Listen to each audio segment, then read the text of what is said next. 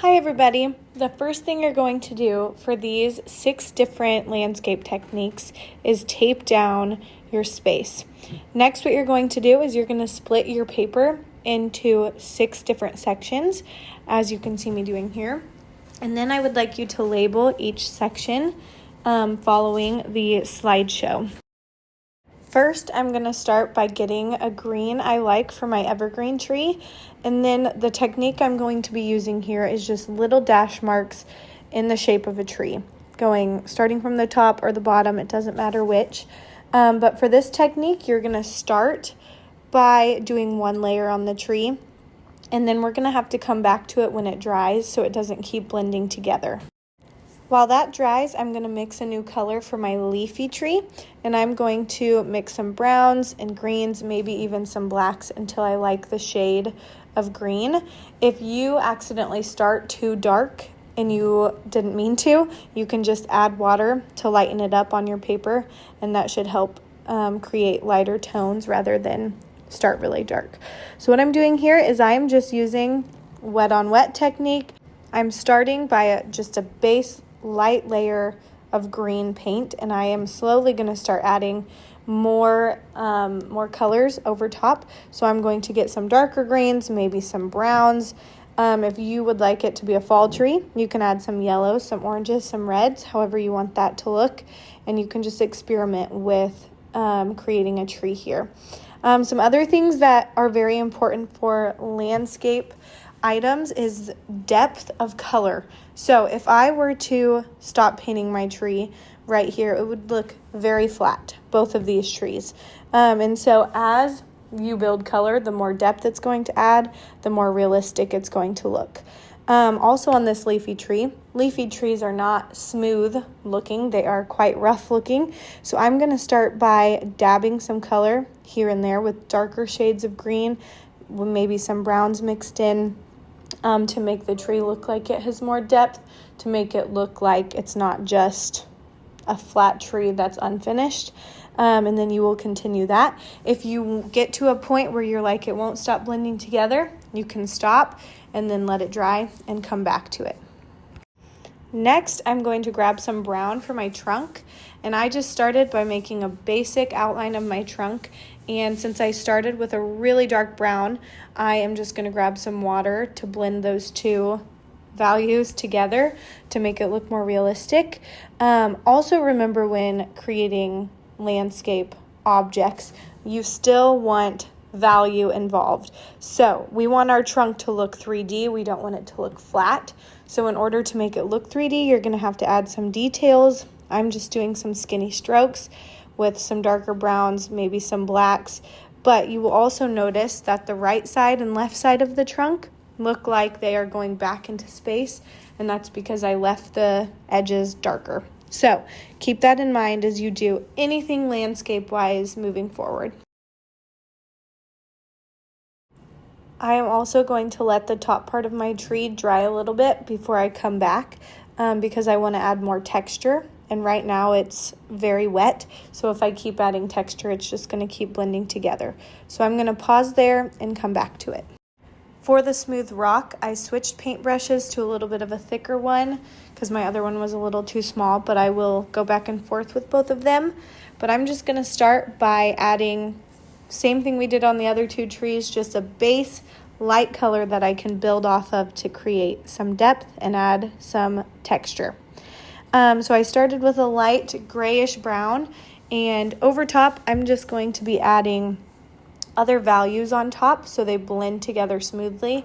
This will be using the wet on wet technique. So as I add wet color to already wet color, it's just going to slowly blend together. You also will have to use your brush, like I'm doing here, to smooth certain colors together, because on this one we're going for a smooth rock, not a rough rock. So right now it's looking pretty rough, and I'm going to maybe get some more water, start brushing over certain areas that I want to look smoother until I have achieved the colors and the values that I would like to have in a smooth rock. Notice how I also added darker areas so that it looks like a realistic rock with value and shadows and highlights rather than just a flat rock that's one shade of gray.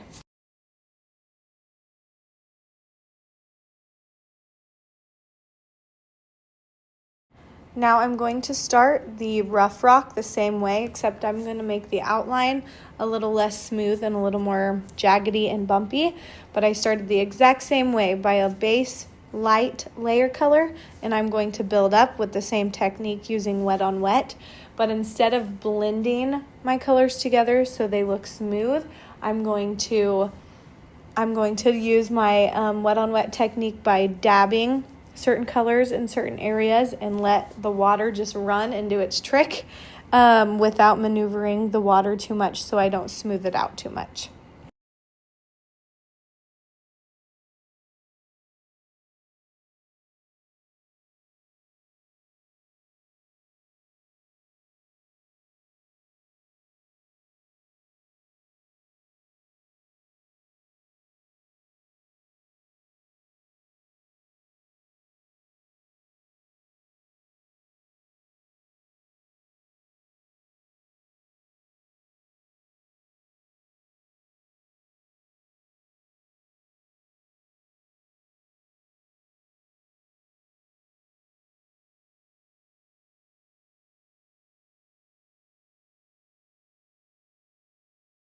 And last, I'm going to add a little bit more black and dark browns to one edge to make it look like it is rounded and goes back into space and not just flat. If you would like to experiment with this, you could, after this rock dries or either rock dries, you could try to add a shadow underneath. Remember, shadows are not dark black shadows. They are typically lighter values of browns and grays. For the calm water, I'm switching back to my thicker flat brush, and I'm just mixing a blue watercolor that I like and would like to paint with. So you can do the same. You can use what your palette has, or you can make your own pretty blue watercolor. For the calm water, I'm going to be using what we call a flat wash in watercolor, and this just means that I am trying to make a continuous color. At the end, I will be adding some darker blues to make it look a little more ombre, but a flat wash just means it's one section of one color and there's not a lot of variation happening. So you can see here, I'm just starting with my brush at the top and I'm slowly blending, going in the same direction from top to bottom. Next, I'm going to use some darker blue, and I just want it to look like it's going back into space. So I added some darker blue at the top, and I am using that same technique, painting left to right and not going up and down or diagonal. And I'm just trying to blend that smoothly throughout my section of calm water.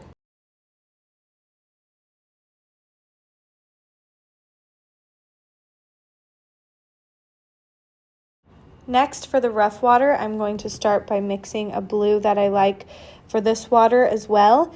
And I'm just going to make a little waterfall situation. And so again, I'm starting with a very light color and I'm just guiding my brush to get a little base color so I can start building on top of it to add value and dimension. So first I started with the light color, and then I'm going to start adding some other different shades of blues, maybe some blacks to make some shadows. You could maybe even add some greens if you'd like to try that. And I'm just going to start by adding shadows with my brush strokes going in the same direction the water is flowing, so it doesn't look chaotic, but it looks like it's flowing together. And I am just adding shadows at the top where there would be shadows of water coming over an edge of some sort. And then I'm also going to be adding shadows on the bottom part of the waterfall where the water would be bending, if you want to call it that, to flow down the rest of the river. So you can see me trying to build up with darker colors, and I'm just going to keep layering and layering with this technique. The waterfall, you may also have to come back to. You could also let your brush run out of water a little bit so you can get like a streaky, dry paint application if you want to try that. But sometimes those look really cool with rough waterfalls as well, if you use that technique. So I'm going to finish this waterfall fall, and then I'm going to come back to it and add some more values later. Now I'm going to show you, I'm going to hop back to my evergreen tree, and I am just going to let you guys finish building up the leafy tree, the rough water, the rough rock, anything else you want to add layers to make them darker. Now that they've had time to dry, you can go back on top of them and layer with new colors to make them look a little more, look like they have more depth.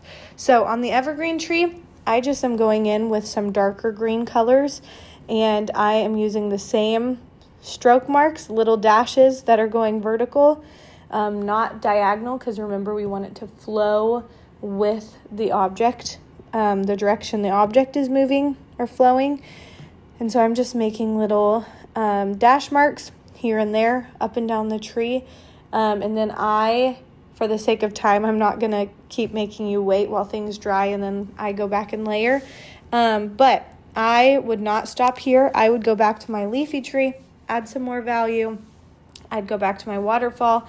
I would also do maybe 2 or 3 more layers on the evergreen tree just to make it look not so flat. As of now, you can tell the evergreen tree and the leafy tree are looking a little flat value-wise compared to the rock and the waterfall. So I hope you guys do a great job. I know you'll do a great job. Work hard, and if you have any questions, come back to this video or feel free to Google things, ask the sub, use your resources, and have fun.